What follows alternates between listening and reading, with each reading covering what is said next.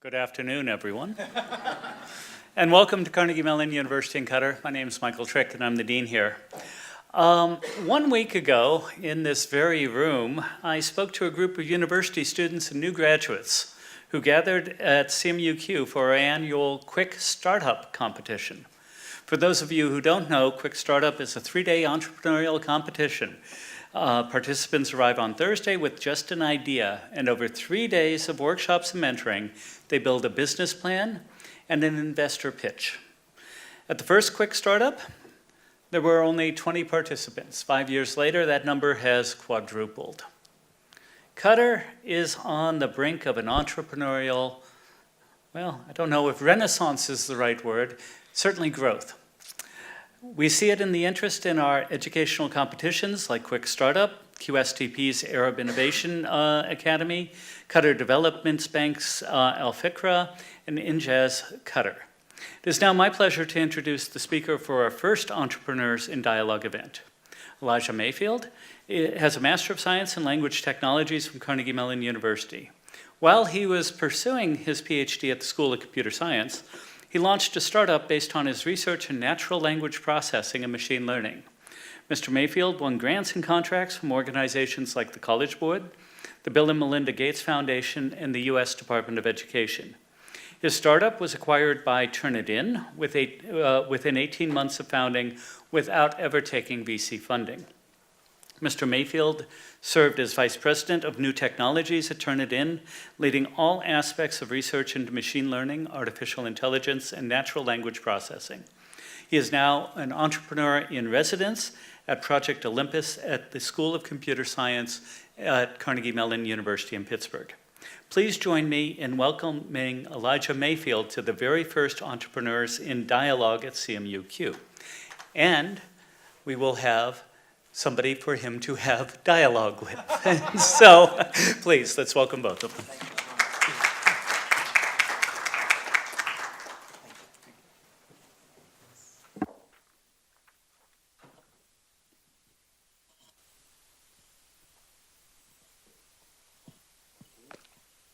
Thank you, Dean. Thank you all for coming. Thank you, Elijah, for coming as well. So I'm going to actually ask a few questions to Elijah, and then we're going to leave at the end around 20 minutes actually for an open discussion and receiving questions from the audience. So Elijah, tell us a little bit more about how it all started, perhaps from the time when you were an undergrad all the way to becoming a grad student, dropping out from CMU, founding Lightside Lab, which is the name of your company, and then getting acquired by Turnitin. Sure, I'd love to. I have a little microphone here. And first, thanks, Professor Mohammed, for inviting me and having me meet with your students all week. Thank you, Dean, for hosting me on the campus. It's been a wonderful week, and I've been really excited to be here. I started in computer science as an undergraduate at the University of Minnesota, Morris, which, similar to this campus, was a small branch of a major university with less than 2,000 students where I went to school. I studied computer science and was always interested in language and communication and groups, and went to Carnegie Mellon after graduating with that undergraduate degree, studying in the Language Technologies Institute, trying to understand how do people communicate with each other and how can computational methods, algorithms, try and understand and interact with that type of dialogue.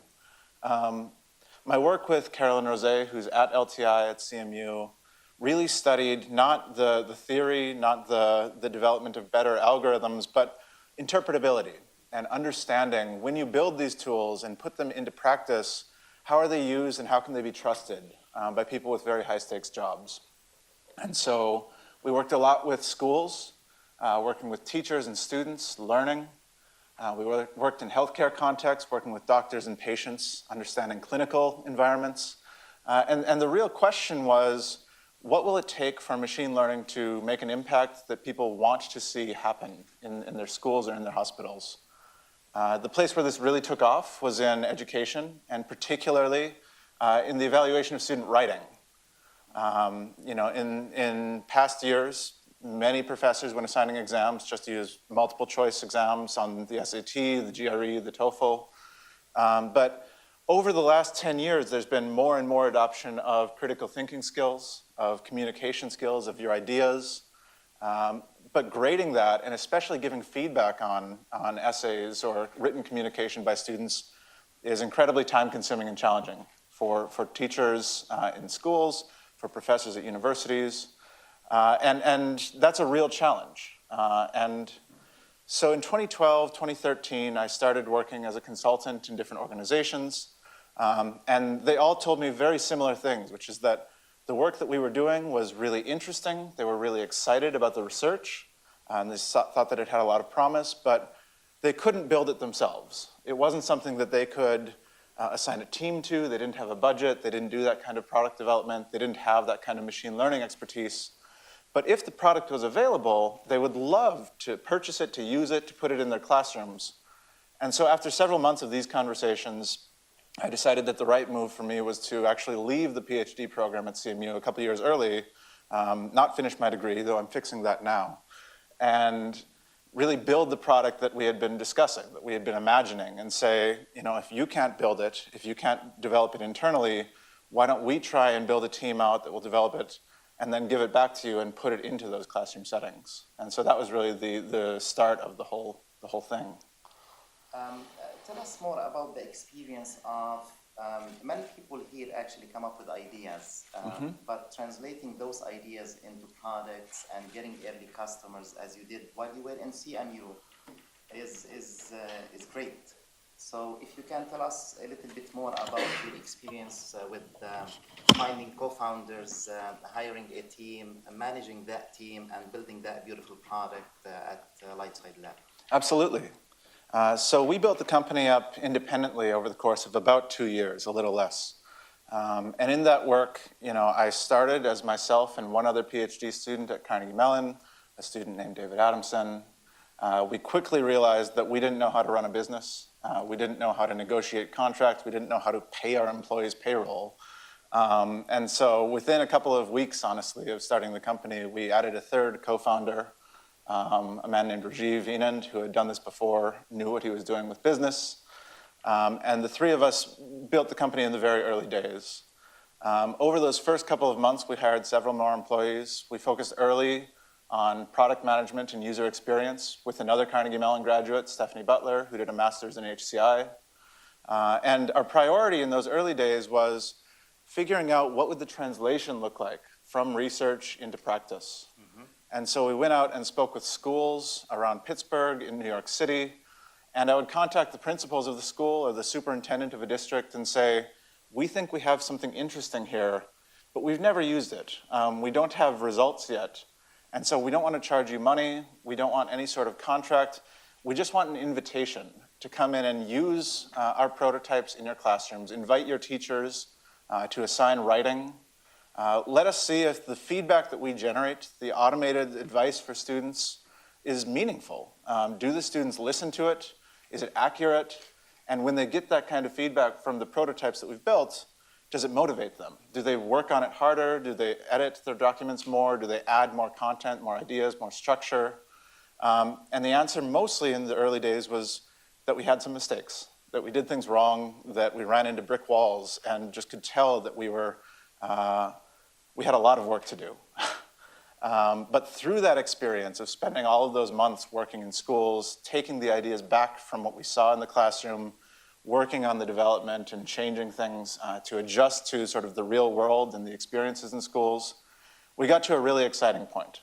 We got to the point after a first pilot of about 2,000 students that we saw students writing 7 drafts on average before turning in their work. And if you've ever met a teenager, they don't write 7 drafts of anything. That's not really what you expect in a high school. And so it was really exciting and exhilarating to see that the work we were doing was effective and really did what we had hoped it would do. Nice. So that exciting point, I know, attracted a lot the attention of big organizations and foundations in the US, to mention specifically Turnitin. And Turnitin approached you.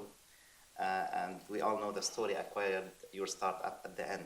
Can you tell us a little bit more about the experience with Turnitin and how that acquisition happened? Sure. So this conversation started in 2014 We had been running the company a little more than a year, and we were approached by Turnitin, which at the time had about 30 million students under license across the world. Today it's closer to 40 million, so it's big. It's a lot bigger than the 2,000 students at 10 schools that we were working with. And Turnitin was founded in 1997. At that time, they'd been running for more than 15 years. And really what they were known for was almost exclusively plagiarism detection. That's what their main product has been in universities since the 90s. Recognizing cheating, protecting academic integrity, looking for copied text from one student paper to another. And what they told us was, there's a ceiling on how much we can grow that business. It's important to us, and it matters, and it's valuable to our customers. But if we really want to continue growing, if we want to take this large business we have and triple it, quadruple it, even continue growing, we need to do more than that. That cannot be the limit. We need to be able to not just catch the students that are doing something wrong, but help the students that want to grow and improve. And we don't know how to do that.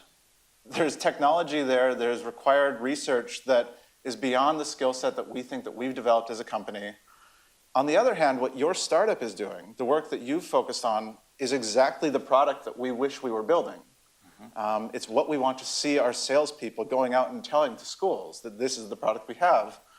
And so what they offered us was the opportunity to be acquired and to take on a much larger budget, a much larger team, and really develop a research and development hub in Pittsburgh adjacent to Carnegie Mellon, thinking through the future of what it looks like to help students with writing, generate feedback on writing, build products for the classroom, and really expand the scope of Turnitin down beyond universities into high schools and middle schools, working with teenagers, working with younger students who are really developing those core skills in writing. And it's been, 4 years of working on that problem, developing a team of about 35 people, and really seeing what we can do in pushing the boundaries of the technology. Cool. So you came up with that idea, you invited 2 co-founders, you hired a team of 10 people, you passed through all these emotional roller coasters and all these kinds of things, and now Turnitin acquired you. And all of a sudden, you moved from managing only 10 people to becoming the vice president of artificial intelligence, machine learning, and research at a huge company in the US and managing 300, 400 people. Tell us a little bit more about these 2 different experiences. Working with a very small team and then now working with a huge team and managing that team and developing these beautiful products at that company. So the nice thing about working at a startup is that you can draw a straight line from the work that you do to the impact that you have, and it's fast. As you're developing a product, you and everyone on the team can go into a school. They can watch the things that are going on with the product, they can see things that are going right or going wrong, and you can turn around and be at the office that afternoon proposing something to change, something that would make the product better, and you can see that change happen. You can see that improvement happen sometimes in days, and certainly usually not longer than weeks. And so you know exactly what impact you're having, and it feels just fast and flexible and a really fun, challenging environment. On the other hand, when you're in a larger organization, things slow down. You have more meetings, you have more conversations with people that you're working with, but a couple of different things happen there. One is, because people have more specialized roles, you're working with just brilliant people, dozens of brilliant people who are better at graphic design than you, are better at product management than you, even better at research than I was, because I was able to hire experts in the field. And that's a really fun, collaborative environment where you have all of these specialties and expertises. And then when you do build something, even though it's slower, it can be months instead of weeks, the rollout to the schools that you're working with happens at the scale of hundreds of thousands or even millions of students. And you know that you're having an impact not on these 5 or 10 classrooms in a pilot study at a startup, but you could go to any university across the United States or across America and know that the products that you've been thinking about and building are having an impact there. And the scale is just remarkable in terms of multiplying the effect that you can have on the world. And so that's definitely a trade-off that I think has different values for different people, and I think both have real merit. So let me back up a little bit because it all seemed to me so far glamour. Although we know that founding companies, startup companies, and becoming really successful is so challenging. So if you can actually tell us a little bit more about some of the major challenges that you have encountered throughout this journey, and if you can provide some insights into how you managed to overcome those challenges and get acquired at the end. Sure. So at Carnegie Mellon in particular, it's easy to keep focusing on the code, keep focusing on the technical rigor of the work that you do, keep building up the algorithms, improving accuracy, performance, speed. And it turns out, in my experience at least, that the thing that computer scientists dislike the most is actually leaving the office, leaving the code, going into a classroom, watching students or watching whatever users you have with your app use the products that you've built and completely fail. Just mistakes that you made popping up in errors, things that you thought were really intuitive and clever, making no sense at all to these users, getting tripped up and not even being able to use your app. And that was the case in early days. And it's embarrassing. And you go home and you just feel terrible about yourself. And if you do that, it's a negative emotional experience. But what you get out of it is all of these lessons about what to build next, all of the things to focus on, all of the things to prioritize. And so the next day in the office, you have an ordered list of exactly what's important. And when you're sitting on your own or with your team at a whiteboard, you can guess as to what it is that will work, but you're mostly making it up. And that experience of watching all of the things just go wrong, everything go wrong, tells you just exactly what to work on. And I think even though it feels bad in the moment, you can get done in days or weeks things that will have more of an impact on your users and on your product and on the success of your company than months of building things that aren't really that important because you tried it out on your own and you came up with the idea without getting that kind of feedback. The other thing I would add is that the overall experience can be very lonely. You're working on something that you can't exactly explain in the early days. You have a picture in your head because you've had all these conversations, you've gotten all this feedback, you know that people want it. And then they ask, well, can I see it in action? Can I see a demo? And you're thinking to yourself, it's not there yet. I just don't really even know how to have that conversation. And so you feel sort of alienated, like you can't back up the ideas that you have.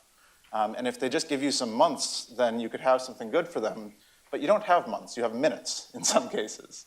And so figuring out ways to get the right emotional support, get the right counseling or therapy, get the right help from your family, from your friends, your peers, is really crucial because without that kind of support, it can be just a really difficult and isolating experience as you're in those early days. You know, Elijah, what intrigues me about your story is that you were a student, you dropped out. So actually you finished your undergrad, you thought of pursuing your PhD, then you dropped out, you founded this very successful company, your company got acquired, you worked at a very high and a prestigious position at a big company, and then you dropped out again from that company, and then you came back to CMU to finish the PhD. So you kind of pursued all the different paths that some of our students might think about pursuing. Mm-hmm. So from your own experience, what are the things that our undergrad students can look for upon choosing among these different paths, looking forward for establishing very successful careers? So I spent 4 years at CMU and dropped out. And the dean is here, the faculty are here, so my overwhelming advice is do not drop out of school. With that being said, I did. And so there are a few different things to think about when looking at what kind of role to follow in on. You know, the exciting thing about research is you can explore in an open-ended way for different ideas to find out about. And once you find something interesting, you're allowed to just keep digging and keep learning. You can learn more about a particular topic than anyone else in the world. And that feels really cool, and that kind of flexibility is really difficult to find anywhere in a startup or in a corporation outside of the position of doing research at a university. And so that's really a wonderful experience, and I missed it, and that's part of why I came back to CMU. But it's difficult to draw a line between the work that you're doing and impact that you could be having, differences that you could make in people's lives. You know, in theory, that your publications will be read by scientists who will build the apps, who will go out to users, but it could be years. And for some people, that's a challenging thing to think through, just how far away from the impact they are. And so while I love that, and I'm doing that now in my new role at CMU, the work that you can do in a startup or in a corporation does have that direct connection to users. And like I said earlier, the difference between a small company founding something and a large company is it comes down to speed and the ability to innovate, the ability to come up with new things, and the ability to wear many hats, and to realize that in a startup, you can be a software developer one day, and you can do user research and spend time in the classroom another day, and then you can be meeting in a boardroom, signing contracts with large companies the next day. And you have to do all of these different things. And that's fun, and it requires a lot of creativity. And it produces something really fun. But it's lonely, and it feels often like it's just so far away from getting to the point that you've built something that has meaning or impact. And it requires a different mindset all of the time, and it's exhausting. On the other hand, when I was at Turnitin and we had this large team, I knew there were people that I could lean on. There were teams that I could work with. There were people that I could trust to do whole portions of the work, and they would do it better than I ever could. Getting a sales and marketing team in particular, I got to learn all sorts of things from our salespeople about how to negotiate, how to work on contracts, how to figure out prices. That's not something that I particularly learned either in my undergraduate degree in computer science or in my master's or my PhD work, and there's no reason that I would have. But learning in that team setting where there are specialties and there are large groups that have that expertise really opened up all sorts of different places where I could find out new skills, could trust other teams to really fill in the gaps that I didn't have. And then when we did build something, go out to just an enormous number of people and have a real impact on how schools and education think about writing, in my case, but learning more generally. Great. So I don't want to ask him more questions. So let me actually now give the floor for the audience. So if you have any question, please feel free to pitch in. Yes. I have a question, that is, what actual tools did you use on the AI discipline that helps?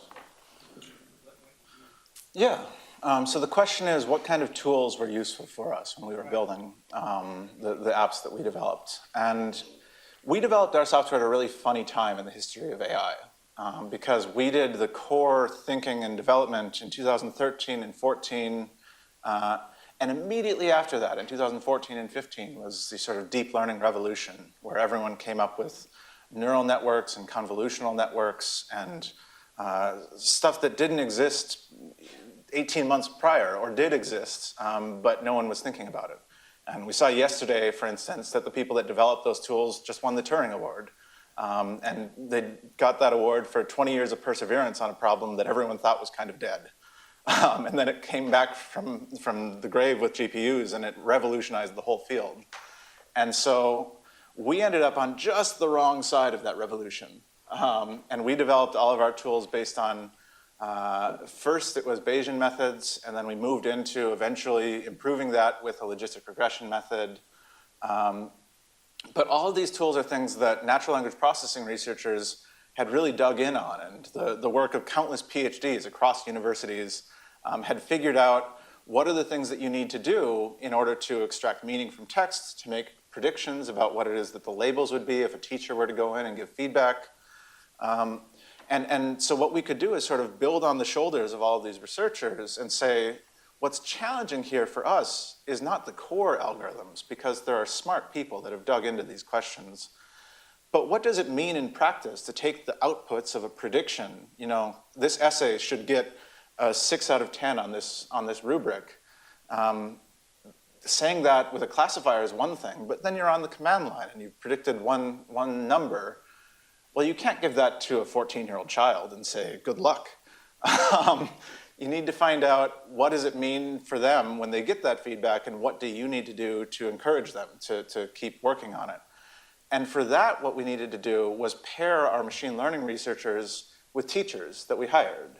And so we went into our own classrooms, found the teachers that were using our product incredibly well, and we said, you know, this is a prototype.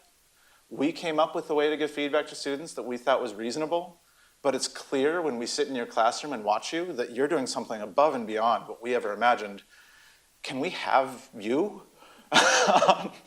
Would you be willing to come work with us, to sit with our machine learning researchers and come up with clever ways to integrate your feedback with the predictions from our classifiers? And, Did you ever start using deep learning?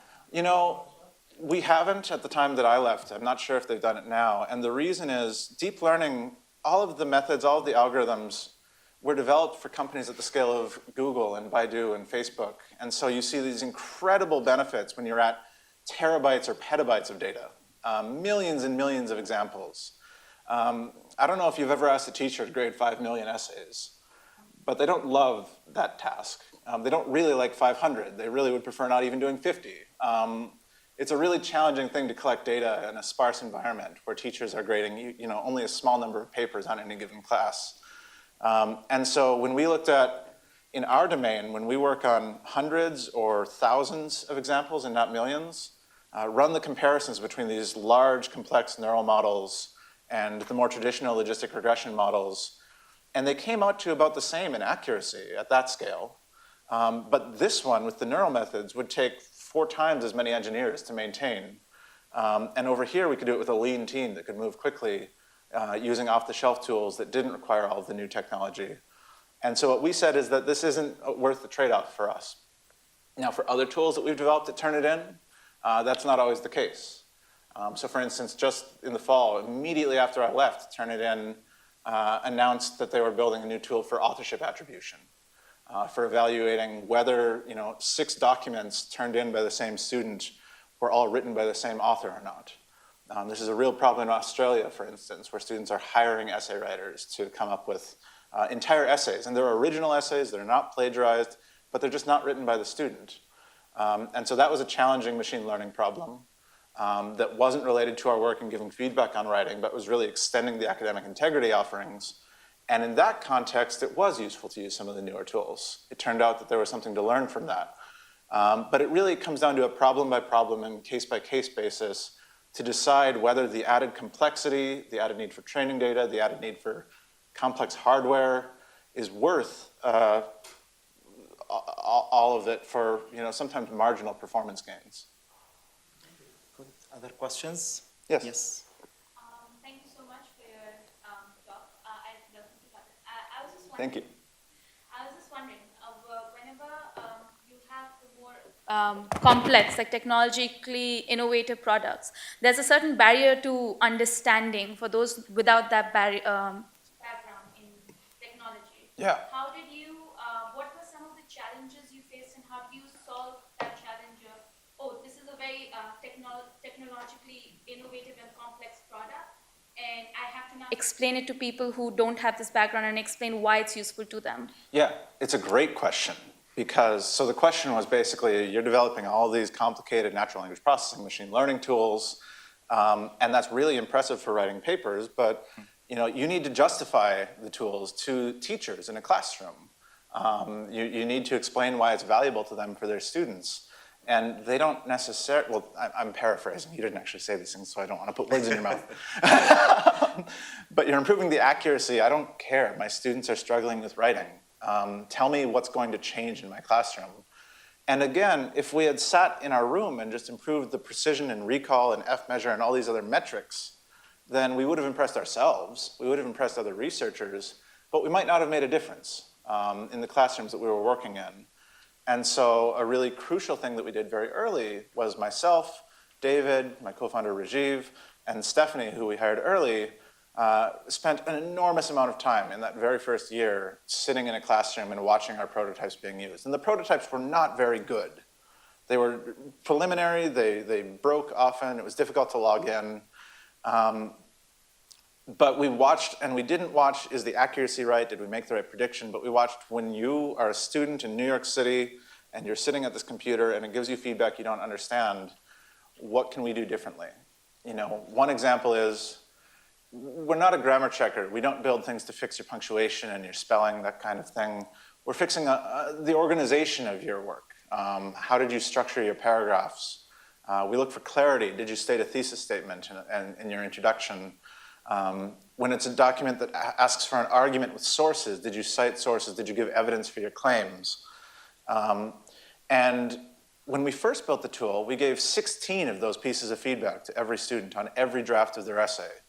And they overlapped. So one sentence could be good for explaining your ideas with evidence, but sort of unclear and unfocused. And when you're working with a child at age 13 or 14, that's overwhelming. It's complex and it's weird to think about. And so even though the classifier is able to make all of these predictions simultaneously, what we realized we needed to do was narrow them down and add some constraints and say, you know, what we really need to do is make sure the student sees one or two things that are really positive things that they did well, that can motivate them, can make them feel good as a writer, and one or two things at a time that they can work on, that they can focus on for improvement. And at no point should they get more than 4 things to read on one draft of an essay, because if they get more than that, they just get tired and they stop and they go home. And that kind of interaction, that kind of confusion and exhaustion at looking at our feedback was something that we saw only from sitting in the room and watching it happen. And so that kind of interaction and that type of work with our users was really the key to driving home the point for our researchers that before we improve the accuracy, we need to narrow it down, we need to focus in on the things that are going to matter for a classroom. I hope that is something like the answer you were looking for. Great. More questions? Yes, please. I have kind of a practical question. I think Dr. Hamoud mentioned that you didn't take venture capital funding. So in the early days, how did you pay your employees? I charged customers money for services, Okay, so which you I were highly recommend. So you were okay. So I was under the impression at the beginning it was more like you're just Yeah. testing with a few schools and you had employees, but No, that was a flippant answer, and so I should Okay. add some more detail. sure. But in the early days, the reason that I got into this is because all of these large organizations were grappling with the question of writing in schools. Organizations like the College Board, which works on the SAT, organizations like ETS, which does the GRE and the TOEFL. And in the United States, at the time that we were doing this, the Obama administration had just rolled out the Common Core, which changed standardized testing enormously and added much more writing and really decreased the reliance on multiple choice testing that had been around in the George W. Bush administration with No Child Left Behind. And these large organizations that had students all over the country needed feedback on their essays, they needed scoring of their essays, and they had no pathway to building it. A couple did. ETS actually has a very good research team. But most of them didn't have a clue as to what they were going to do next. And so in parallel, while we were working with schools to build a product that would actually improve student writing, we also were working with these large companies to say, what do you need in your products? What do you need to do in your assessment design, in your test design, to incorporate machine learning in? And those were contracts where we could say, we're going to advise you on this, we're going to develop some technology for you, but it's going to be $50,000 for our time. It's going to be $100,000 for our time because we're developing something really interesting and important for you.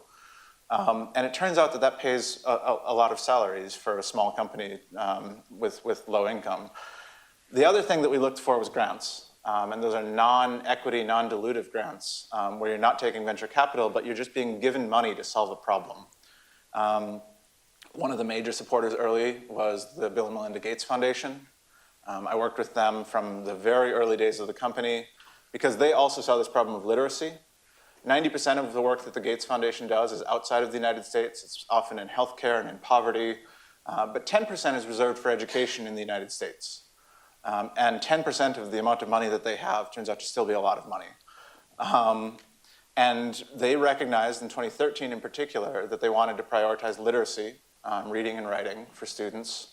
And they put out a call for companies that were working on this problem. And we took a total of about $225,000 from them, which is, again, it goes a long way in a small company. Similarly, the US Federal Department of Education, the government, gave us a $150,000 grant after we submitted our plan and the goals that we had. And all of these were ways to try and build up a community of large organizations, like the foundations, like the companies, that supported our work and wanted to see it. Some of them had a direct application for it, and we charged them for services. Some of them were just philanthropic and wanted to see the technology exist in the world, and so we just took their money, but they didn't take any equity investment. And as a result, we were able to build an overall revenue base of about $1 million a year before we needed to take any venture capital.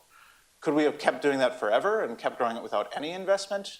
Probably not. We did end up taking a total of about $200,000 in small-time funding, individual checks from individual people. But as we were looking at venture capital and saying, you know, is the next step of the company growing through investment, that was when the conversations started with Turnitin. And they said, you know, we're ready to take this product and move it into sort of a larger scale. And we would like to sort of short-circuit the venture capital path and just put you in charge of our R&D now. And that was an exciting opportunity. And it was something that we couldn't really say no to. It was too good to hop several stages and immediately have that big impact. So that's how we sort of grew without taking the sort of traditional Silicon Valley path of growth. Yes? Thank you very much. Very interesting session. My first question is, like, why did you really left a 1.7 billion business? And I think you've mentioned before, but I just need more elaboration. And like, how come it's like, it's an artificial intelligence-based educational business. How come it's like this huge, like 1.75 billion? It's a huge amount of money. Yeah, If you right? Just, yeah, I have just two more fast questions. In Qatar, we have a problem of we are lacking of like a very professional technical partners, because I've been in the ecosystem for like 4 years now. Mm-hmm. And what I'm always thinking about is how I can do a research-based startup, mm-hmm. But it's really I'm really struggling with this thing.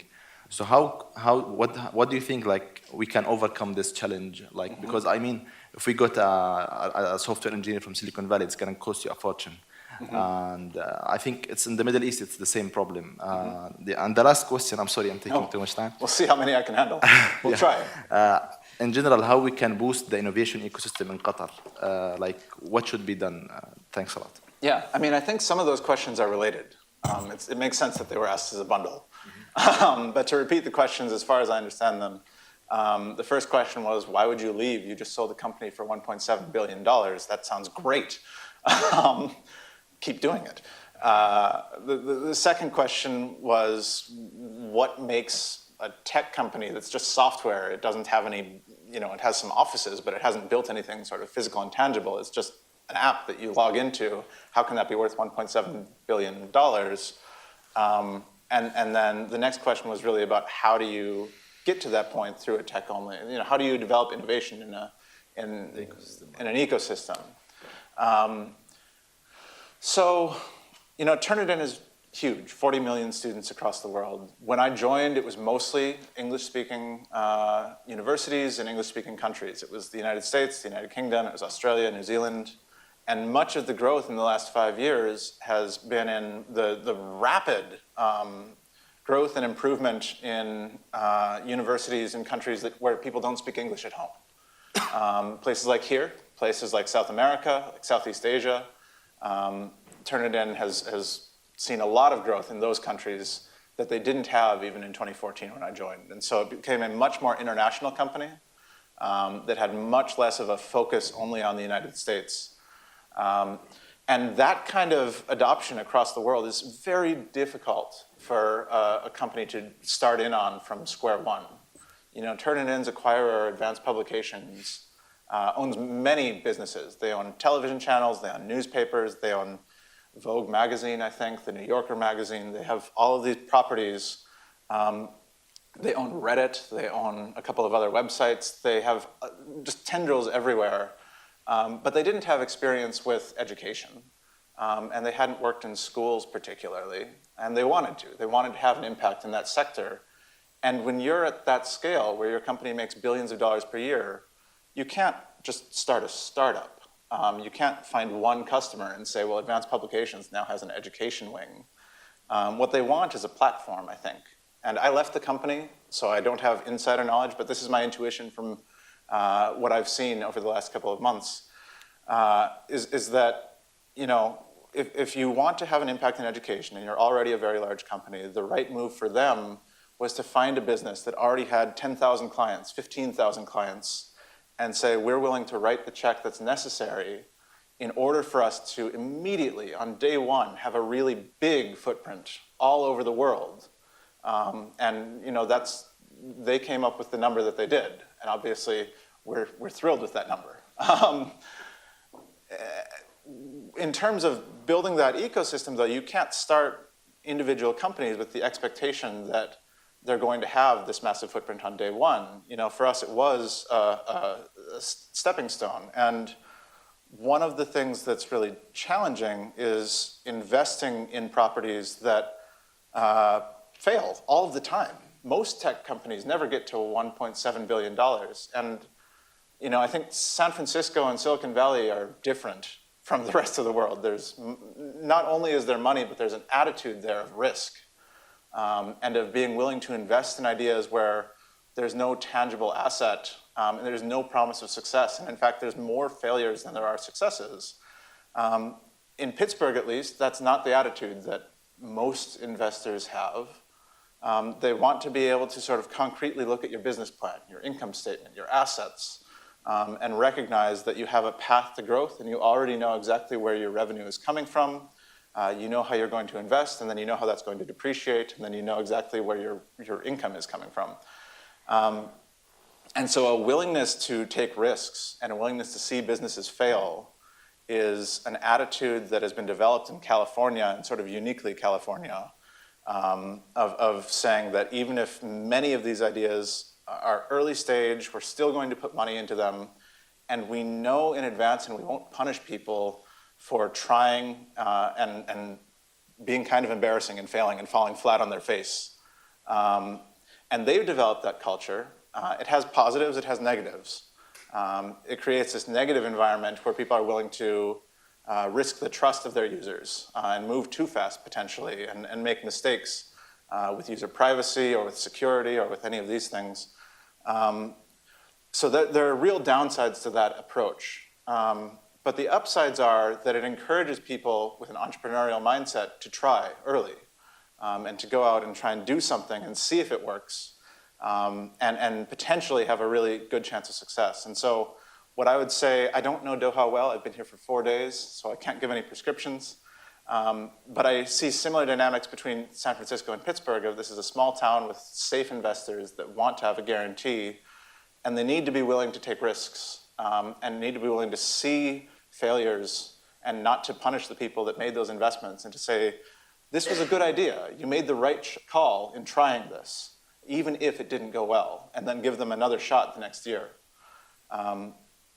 In terms of me, in terms of leaving Turnitin, you know, I had built a team of about 35 people in my particular office. Turnitin as a whole was over 400 people. And we had reached, at $1.7 billion, things are pretty stable. You know roughly what your growth is going to be every year.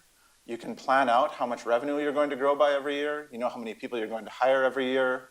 And you can make projections not entirely by spreadsheet, but largely in Microsoft Excel, because it is a business at that point. It's plannable. And that means that there's structure to it. I was a manager of managers. I never wrote any code myself by 2017, 2018. And really, I didn't even talk to anyone that wrote code themselves. I talked to managers. And my managers would go and meet with their teams and repeat the things that I had said. And I found that that wasn't the right skill set for me. I like having that rapid change and that rapid adoption of ideas and creative responses to what you see in the classroom, responses to what you see in the research, in the new algorithms that you've developed, and the ability to iterate quickly. I think that that structured approach produces amazing things over the period of months or years. I think you get to work with great people, but for me, I felt like the impact that I was having was diluted. It was very far away from the tools that we were building, and I couldn't tangibly feel like I was personally having an impact. I thought my team was wonderful, and I was very proud of them, but I wanted to get to a place where I could do something and draw a straight line from my work to the results. And that place for me right now is back at Carnegie Mellon, and I'm having fun. Go. Yes, please. Who are you pointing? Oh, Hi. sorry. Thank you. So you have a technical background, that's great. You came up with an idea, you built a product. What would you say to someone from a business, with a business background, who has an idea, doesn't have the technical expertise? Sort of a matchmaking question, really. How would you counsel somebody with a business background to find somebody like you to help them build a product or a solution around something they know is a problem and is very relevant Yeah. in a, yeah. I think that that's challenging at Carnegie Mellon, and I think we're working on it. I think that that's an interesting development of having really world-class programs in business and in computer science, is that they're highly recruited, they're highly sought after, and then they stay in their own building. And it's something that I think everyone wants to see evolve and grow over time. And I think it's a work in progress right now. But with both business backgrounds in terms of negotiation and pricing and sort of figuring out how to run the actual limited liability corporation, and the technologists, the people writing code, the people developing algorithms, where they run into each other is they're both working for users, and they both want to have an impact.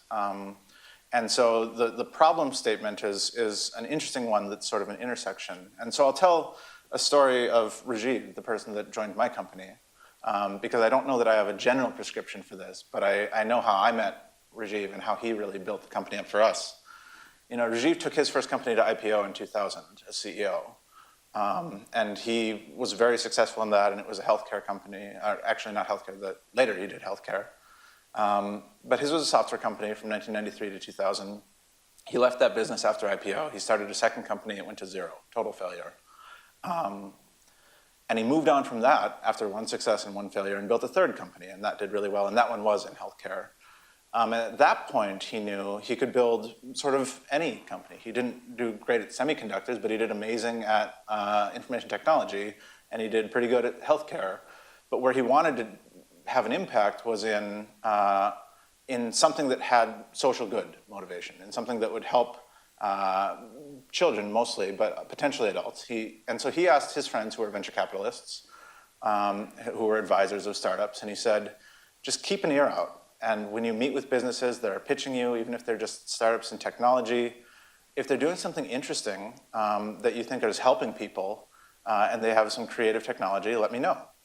Now for me, I had never met Rajiv before, but I was getting advice from all over the place. From Project Olympus, where I currently have a role, with Kit Needham, who knows lots of people in Pittsburgh, and with Dave Mawhinney, who's at the Swartz Center, and with lawyers and people throughout Pittsburgh. And I was emailing people all the time, asking for meetings. And a key thing that I did at the end of every coffee meeting with people that I did know was I say, are there one or two other people that you think should meet with me? And I don't know them yet, but do you have anyone in your circle who are interested in these ideas and want to hear from me? And usually what I found was every meeting that I had with a potential advisor or with someone who was interested in my business, if I asked that question, often it led to a follow-up meeting with someone else that I didn't know. And it got me a hop away from my network into their network. And I could continue down that. And I ended up having dozens of meetings in 2013. And eventually I recognized, and by this time I had just started hiring employees or thinking about hiring employees, and I recognized that I was hitting a brick wall where I didn't know how to have employees. And so I started asking, I would love to meet someone in your network who might be interested in working with me on the business side. who has something that they can contribute in terms of running a company, who has experience in this? Is there anyone that you can think of? Now, I'm now speaking out of my element. I don't know how to be a business person and move into technology, but my intuition, thanks.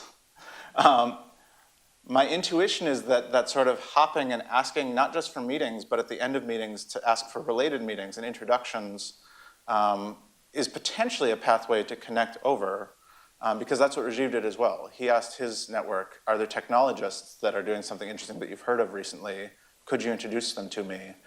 And I got lucky. I met someone who wanted the type of business that I was running, and I wanted someone who could help me build the business side. And we overlapped just enough that 2 or 3 hops in, we found each other. And we were both sort of voracious about asking for introductions.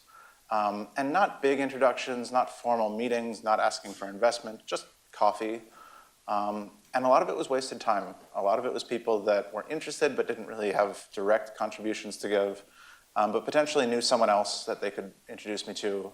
And we landed in the right place over time. I wish that was a formula that I could give. I wish that I knew how to develop sort of a broader ecosystem. And I think people smarter than me are working on it. But that sort of willingness to be extroverted and to ask for people that would be willing to meet with me, even though that is not my intuition. I'm a person that goes home at the end of the day and doesn't talk to anyone. Pushed me to a place where I met strangers, and the strangers were interested in the work that I was doing. And it got me to a good place with a good team. Okay, so thank you, Elijah. I think it's the time to conclude. Elijah, if you have some remarks to conclude with, especially for our students. Yeah. And then I think we have a reception outside after. Sure. Yes, please. I mean, I think that the exciting thing about this is that there's a pathway here. I started out in computer science in an undergraduate with a small campus of a large school. I did go to graduate school. I had opportunities that came up.